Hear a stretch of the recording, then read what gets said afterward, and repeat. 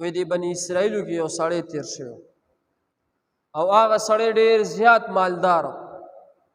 ډېر مال حال ولا الله ورکړو او د مال حال سره ورله الله بچیم سم ډېر ورکړو خدا و چې ډېر دا مال حال د دې نه به غلطه فایده اخیستله هر قسمه ګناه به سره دا به کوله شراب زناکاري هر څه به کو نو چې کله بوډا شو کمزورې شو نو بچي یې راټول کړل چې بچي یې راټول کړ بچو ته وی تاسو زما بچي یې زه ستاسو پلار یم نو بچو ورته بلکل موږ د ستا بچي ته زموږ پلار نو د پلار ورته وي د ستاسو ای بچو ما د ستاسو هر قسمه حاجت پوره کړې دي ما د ستاسو دپاره مال ګټلی دی جیداد مې ګټلی دی تاسو چې ما ته څه فرمایش کړی دی ما پوره کړی دی خو دې بچو ته دې پلار ورته وی ټول عمر دله ما فرمایشونه پوره کړي دي خو اوس په زما یو فرمایش پوره کوې نو بچي ورته وی پلاره تابعدار چې ته څه موږ به منو او وی دا داسې فرمایش دی چې دا زما تاسو ته وصیت هم دی او دا به ماله دا ارمان به ماله پوره کوې نو بچو یې وی پلاره وایه زما ستا په دې زړه څه ارمان دی چې موږ یې پوره کړو نو پلار ورته وی دا بچی یې ټول کینولو وی چې زه کله مړ شم نو وی ما به خښوې نه بچو ورته پلاره دا ته څه وی وی ما به خښوې نه وی څه به کوو د سره وی ما سره به داسې کار کوې چې ما ته به لرګي لاندې کېدی د پاسه به م را باندې لرګي کېدی او ما به په اور باندې اوسېږدی خبره پوه شوې پلار بچو ته وی چې ما به اوسېږدی نو بچي وتی پلاره دا تا موږ به تاسې زولا څنګه ته خو زموږ پلار یې تا خو ټول عمر زموږ خیال ساتلی دی تا موږ له ګټلې ده تا په خپله په ځان سخته تېره کړې ده خو په موږ دې ښه تېره کړې ده موږ به تاسې زو څنګه ورته یې وی نه بچو وي دا زما تاسو ته وصیت دی چې څنګه زه مړ شم نو ما به ډایرکټ سیځې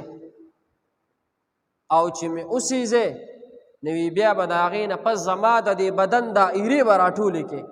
دا ډېر ګران کار نه دا زما د دې بدن دا ایرې به راټولې کې او دا ایرې نه دي دا به په هوا کې وشیندې چې هوا یې روکي کي ځان سره غیبي کي او څه ایرې به راوالې دا به چې دی په سمندر کې په اوبو کې ورولې چې په اوبو کې ګډې وړې شي او څه ایرې به یو طرف ته څه بل طرف ته چې زما اړو دغه نام و نشان اړو پته ونه لګي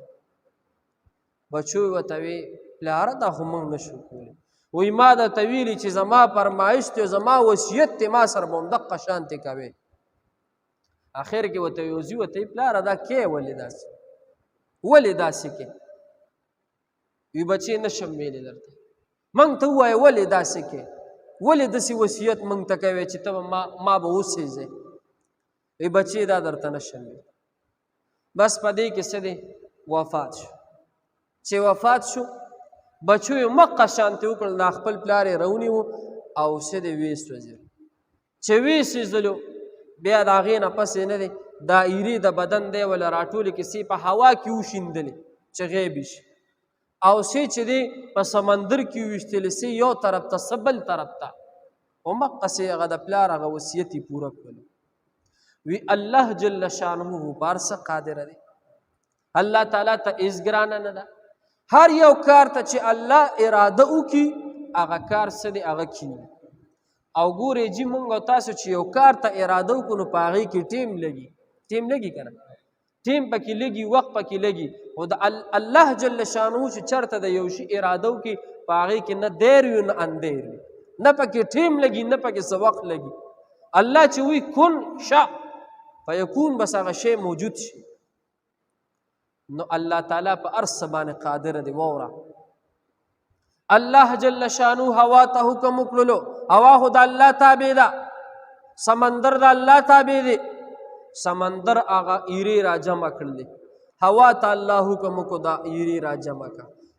هوا هم ایرې را جمع کړلې ایرې را جمع شولې انسان ته الله پاک په خپل قدرت واپس ته مغه سړی تیار شو روح پکې الله ورواچ وی بنده دا دی ولې ځان سره داسې وکړل ولې دې ځان اوسېزلو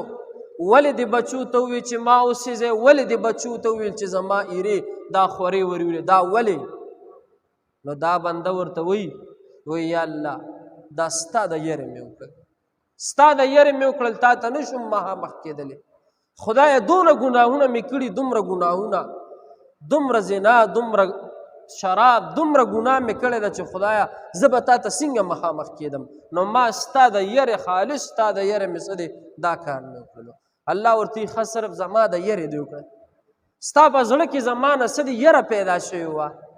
الله ورته ښه صرف هغه د معمولي یرې نه چې ته به ما ته څنګه مخامخ کېږې بنده وی یا الله صرف ستا د یرې مې وکړه وی ښه چې د ستا په زړه کې زما یره پیدا شوله زما یره ستا په زړه کې پیدا شوله نو ای بنده ما د ستا